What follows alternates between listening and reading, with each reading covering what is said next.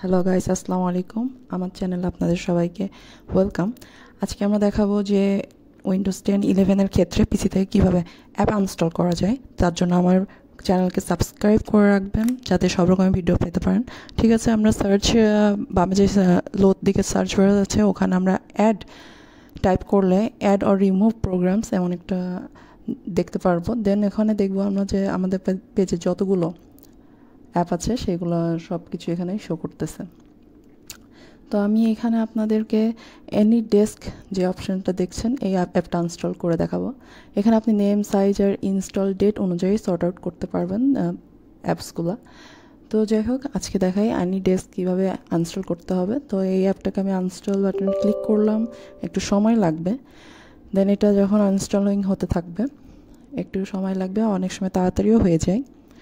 তো সমস্যা নেই, আমরা ওয়েট করব।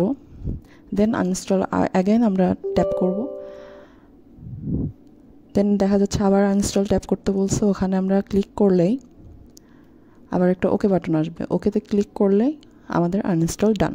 দেখুন এখানে আমাদের যে অ্যাপটাকে আমরা আনইনস্টল করতে চেয়েছিলাম সেটা আনইনস্টল হয়ে গিয়েছে। খুবই সহজ। এইভাবে আমার আরও অনেকগুলো ভিডিওস দেখার জন্য পাশেই থাকবেন।